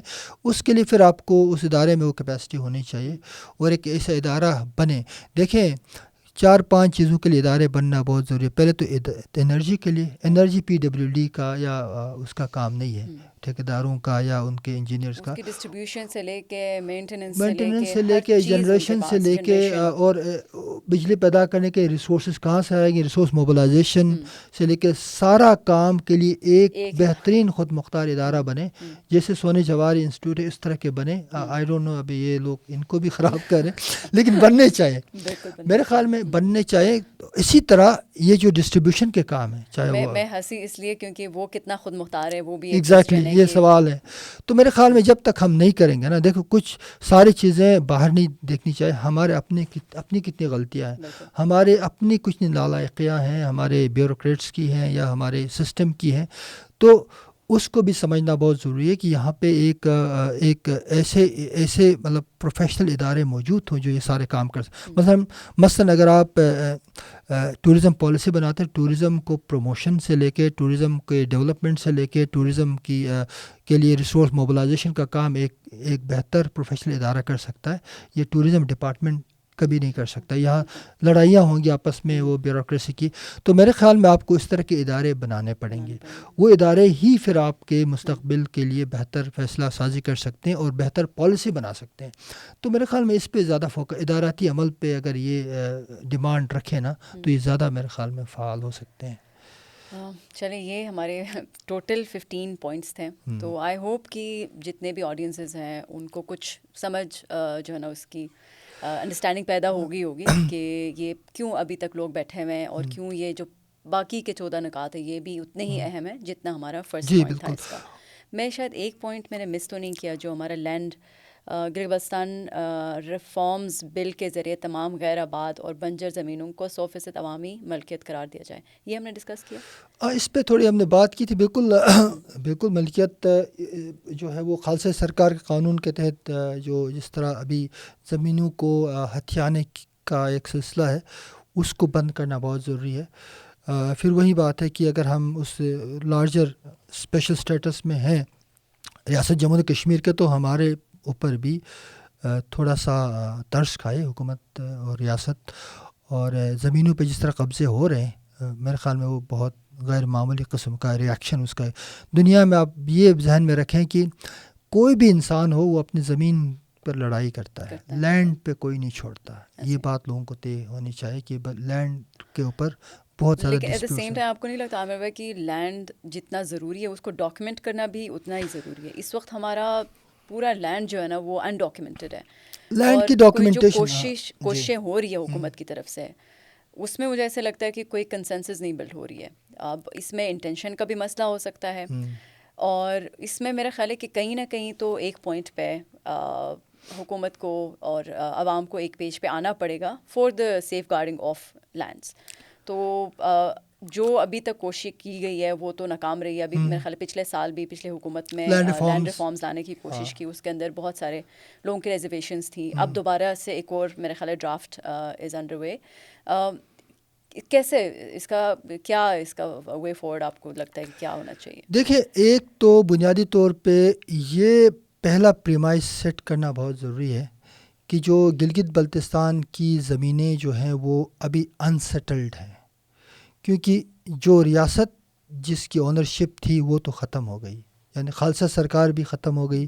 اس کے بعد جو ڈوگرا ریاست تھے وہ بھی ختم ہو گئی. تو اس کے بعد گلگت بلتستان کے زمینوں کے حوالے سے کوئی پالیسی ریگولیشن یا کوئی بھی قوانین یا قواعد نہیں بنے ہیں. یعنی یہ جو زمینیں ہیں، جس طرح لوگ صدیوں سے ایک کسٹمری قوانین کے تحت، اپنے لوکل لاز کے تحت ان کو چلاتے رہے. مثلاً گاؤں کی مینجمنٹ سے لے کے چراگاہوں کی مینجمنٹ سے لے کے water management, natural resource management کے پورے قوانین تو موجود ہیں، بہت ہی زبردست قوانین بنے ہوئے ہیں، لیکن ہر علاقے کے الگ الگ ہیں. دیامر میں الگ ہیں، ہنزا میں الگ ہیں، استور میں الگ ہیں، کچھ سیٹل ایریاز ہے گلگت اور ارد گرد، ان کے الگ قوانین ہیں. تو پہلے تو ان تمام قوانین کی ڈاکیومنٹیشن ہونی چاہیے علاقہ وائز. کسٹمری لاز کی آپ جی، کسٹمری لاز کی کہ زمینوں کی استعمال یا لینڈ یوز کے پریکٹسز کو پوری طرح سے ڈاکیومنٹ کیا جانا ہے، پہلا کام. جب یہ ڈاکیومنٹس ہوں گے تو تمام علاقوں کے قوانین، تمام اضلاع کے اپنے اپنے قوانین کے ڈاکیومنٹیشن کے بعد پھر ضلع ایک ڈسٹرکٹ لینڈ یوز پلان بننا چاہیے ہر ڈسٹرکٹ کا، جس میں یہ واضح ہو کہ اس ڈسٹرکٹ کے قوانین یہ تھے. یہ کون بنائے؟ یہ گورنمنٹ بنائے یا لوکل خود بنائے؟ دیکھیں، اس میں پہلا کام یہ ہوگا کہ ایک تو ڈاکیومنٹیشن تو گورنمنٹ کا کام ہے کہ وہ ڈاکیومنٹیشن کمیشن کرے کہ یہ پورے علاقوں میں ڈاکیومنٹیشن، پی این ڈی یا کوئی اور ڈپارٹمنٹ اس کو کمیشن کرے فوری طور پہ کہ تمام علاقوں کی ڈاکیومنٹیشن ہو. ہاں بالکل. تو اس کے بعد جب یہ پریکٹسز، لینڈ یوز پریکٹسز ضلع سطح پر ڈاکیومنٹ ہوں گے تو اس کے بعد پھر ان کا ایک انالیسس ہوگا کہ بھائی یہ قوانین ہے، اس کے پروز اینڈ کونس، کون سے قوانین ابھی چل رہے ہیں، کون سے مسائل ہیں، کہاں پہ امپرومنٹ کی گنجائش ہے، کن کو مزید ریفائن کیا جا سکتا ہے ڈاکیومنٹیشن کے لیے. تو وہ طے ہوگا اس کے لیے. لیکن ضروری یہ ہے کہ اس کے لیے لوکل گورننس اسٹرکچر بنے، یعنی کہ یہ ایک فریم ورک بنے کہ یہ قوانین ہے، ان کا ایک فریم ورک ہے، ہر ضلع کا فریم ورک آپ نے بنا دیا، کمیشن کر کے بنایا. اس کے بعد لوکل گورننس کو ہینڈ اوور کریں ڈسٹرکٹ گورنمنٹ کو، یو سی لیول گورنمنٹ کو کہ بھائی آپ اس فریم ورک کو اپنے اس ضلع کے مطابق اس کو دیکھیں، اس میں مزید کیا بہتری گنجائش ہو سکتی ہے، لوگوں سے کنسلٹ کر کے اس میں ان پٹ دے کے ہمیں بتائیں، اس کو ہم فائنل جو ہے وہ قانون کے طور پہ پاس کریں گے، اس کی ڈاکیومنٹیشن کریں گے. پہلا کام یہ ہو تو لوگوں کی اونرشپ آئے گی. اب یہ لوگ کیوں نہیں اس طرح کے ایکٹس کو ایکسیپٹ کرتے ہیں؟ کیونکہ لوگ سمجھتے ہیں کہ یہ ہم سے کسی نے پوچھا ہی نہیں، اور ٹاپ ڈاؤن بالکل ٹاپ ڈاؤن ایک سسٹم ہے. دیکھیں نا، ایک گاؤں میں رہنے والا بندہ جو چراگاہ میں بھی جاتا ہے، پاسچر بھی یوز کرتا ہے، جو شاملات میں بھی اپنے بکریاں وغیرہ چراتا ہے، سب کچھ کرتا ہے، اس کو اچانک کہا جاتا ہے بھائی یہ تو خالصہ سرکار ہے، تم یہاں نہیں جا سکتے، زمین آج سے تمہاری نہیں ہے، تو وہ ریئیکٹ کرے گا نا. تو مسئلہ یہ ہے کہ قوانین بنانے کے لیے اس طرح کے علاقوں میں جہاں پر سیٹلمنٹ نہیں ہے تو وہاں پہ یہ ایک آزمودہ طریقہ ہے پوری دنیا میں کہ پہلے وہاں جو قوانین ہیں، customary laws exist, what is on the ground, اس پہ آپ بلڈ کرتے ہیں تاکہ لوگوں کو ملاتے ہوئے آپ اس کو بنائیں، اس کے بعد اس کو کوڈیفائی کریں. کوڈیفیکیشن تو لیٹر آئے گا نا، ہم پہلے کوڈیفائی کرتے ہیں اوپر، پھر لوگوں کو کہتے ہیں آپ کنسلٹ کرتے ہیں آپ سے، ہاں اس سے بات کریں. تو پرابلم یہ ہے، اس سے لوگ نہیں مانتے ہیں. تو اس پہ میرے خیال میں بہت زیادہ کام کرنے کی ضرورت ہے. تو آئی تھنک پریٹی مچ ہم نے کور کر لیا ہے. ہاں، کوشش کی ہے انشاءاللہ لوگوں کو اگر پسند آئے. میرے خیال میں لوگ اس وقت بہت زیادہ فرور میں ہیں، بہت زیادہ جذبات کے ساتھ ہیں. تو لوگوں کو پروٹیسٹ ضرور کرنا چاہیے، لیکن ایک بات ذہن میں رکھنا بہت ضروری ہے کہ ان پروٹیسٹ کا جو آؤٹ کم ہے وہ ایک بہتر، ایک ریفارمیٹیو بہتر قسم کا ایک بہتر ریفارمز کا سلسلہ اس سے شروع ہو. یعنی ایسا نہ ہو کہ آپ نے ایک چیز لینے کے بعد آپ بھول گئے. گندم کی سبسڈی میرے خیال میں اس پورے ترجیح والے لسٹ میں، اس پورے پرائیورٹی لسٹ کے اندر سیکنڈ لاسٹ پہ کہیں ہونی چاہیے. پہلا کام آپ کا سیلف گورننس ہونی چاہیے، قانون ساز اسمبلی، آئین ساز اسمبلی، ریونیو پر اور لوکل نیشنل فائنانس ایکٹ، یہ ساری وہ چیزیں ہیں جو پہلے طے ہونے چاہیے. اس کے بعد پھر آپ کو گندم کی سبسڈی کی میرے خیال میں قطعاً ضرورت بھی پیش نہیں آئے گی. تو میرے خیال میں یہ ساری چیزیں ان کو اپنی ترجیحات کو طے کرتے ہوئے بڑے طریقے سے ریاست کے ساتھ، حکومت کے ساتھ ان کو نیگوشیٹ کرنے کی ضرورت ہے. ٹھیک ہے. اور ایک چیز جو میں دیکھ رہی تھی کہ اس پروٹیسٹ میں کہ جو نئی جنریشن ہے وہ شاید پہلی دفعہ وٹنس کر رہی ہے گلگت بلتستان کے اندر اتنا بڑا موومنٹ، بالکل کہ گلگت بلتستان کے لوگ ایک پیج پہ بھی آ سکتے ہیں اور وہ ایک آواز ہو کے اپنے حق کے لیے جو ہے نا وہ آواز اٹھا سکتے ہیں. تو یہ بہت اچھی بات ہے. اور میں دیکھ رہی ہوں کہ سوشل میڈیا پہ ڈفرینٹ پلیٹ فارمس پہ جو ینگ لوگ ہیں وہ بھی ریزنگ دیئر وائس. ایک چیز جو مجھے تھوڑا سا لگتا ہے کہ مسنگ ہے وہ یہ ہے کہ ویمن کا اس پروٹیسٹ کا فزیکل حصہ نہ ہونا. ٹائم لگے گا اس میں، لیکن بہت ضروری ہے. اب ہمارے پاس ایگزامپلز ہیں، مہارنگ نے پورا ایک مارچ جو ہے نا اس کو لیڈ کیا. وہاں تک ہمیں پہنچنے کی ضرورت ہے میرے خیال. دیکھیے بلوچستان کا معاشرہ بھی ہم سے زیادہ ڈفرینٹ نہیں ہے، بلکہ بعض علاقوں میں زیادہ کنزرویٹو ہے ہم سے. لیکن وہاں مہارنگ بلوچ جب آ کے پورے بلوچستان کو، اب دیکھیں جب وہ چلی گئی وہاں تو پورے بلوچستان کھڑا تھا. تو میرے خیال میں خواتین کا ہمارے وہاں بھی وہ پوٹینشیل ہے. تو بالکل ان کو اس پروٹیسٹ کا، یعنی 50% آبادی کو آپ نے کم اس کو آپ نے بالکل الگ رکھا. اور اس میں میں بلیم کرتی ہوں جو جتنے بھی ہماری پولیٹیکل پارٹیز ہیں، بالکل ان سب کو جو ہے نا مطلب وہ سطحی طور پہ تو کہتے ہیں کہ ہم تو بلاتے ہیں ان کو، لیکن اس میں پھر یہ کہ موبلائز کرنا پڑے گا. آپ نے ان کو موبلائز کرنا پڑے گا، ان کو گھروں کو پہلے اپنے گھروں سے اپنے خواتین دیکھیں، ان کو لیڈرشپ رول دینا ہوگا. جی جی. جب آپ صرف یہ کہیں کہ آپ ان کو بلائیں کہ آپ بلانے والے کون ہوتے ہیں یا میں کون ہوتا ہوں، کیا میں کوئی پیٹرن؟ اپنے گھر سے جب ایک مرد نکلتا ہے اپنی بیوی کو ساتھ نکالیں، یہی کریں نا، کسی اور کو بلانے کا کوئی حق نہیں ہے. ایسے ہوگا آپ اپنے گھر سے نکالیں. بالکل صحیح کہہ رہے ہیں. میں کہ ہم بلاتے ہیں، بھائی آپ کون ہوتے ہیں بلانے والے؟ آپ جب اپنے گھر سے کسی کو لے کے نہیں آتے ہیں تو آپ کسی کو بلانے کا جو اخلاقی حق جو ہے نا وہ کھو دیتے ہیں. تو میرے خیال میں یہ بہت سارے سوالات ہیں ہمارے، خاص کر جو ترقی پسند دوست ہیں ان سے مؤدبانہ گزارش ہے کہ وہ ایٹ لیسٹ اس کا ڈیمانسٹریٹ کریں. تو ہم جو مذہبی تنظیمیں ان سے تو زیادہ وہ نہیں کر سکتے امید، لیکن جو روشن خیالی کی بات کرتے ہیں وہ پریسیڈنٹ سیٹ کریں، وہ لے آئے خواتین کو پبلک ڈومین میں لائیں اور یہ بتائیں کہ بھائی جو آگے بڑھنے کا عمل ہے. دیکھیں یہاں پر ہیومن پوٹینشیل کی بات ہے، یہاں پر جینڈر بائس پہ نہیں ہونا چاہیے کہ آپ یہاں کوئی ارطغرل بن کے جا کے تلواروں سے لڑائی نہیں ہے. یہاں پہ آپ نے بھی ڈیمانڈ رکھنا ہے، اور اس کے لیے خواتین کے مسئلے اور بھی پیچیدہ ہیں، مردوں سے زیادہ پیچیدہ ہے ہمارے معاشرے میں، اور ڈبل ایکسپلائٹیشن ہے. تو ان کا ہونا پبلک اسپیس میں بہت ضروری ہے. تو تھینک یو سو مچ. اور بہت شکریہ آپ کے ٹائم کا. It was wonderful to have this discussion. We hope کہ آگے پھر اسی طرح کے اور ہماری ضرور. یہ بڑا اہم ہے کہ ہم ان ایشوز پہ ایٹ لیسٹ کوشش کریں خود بھی سمجھنے کی اور لوگوں کے سامنے بھی بات رکھیں تاکہ بہتری آ جائے.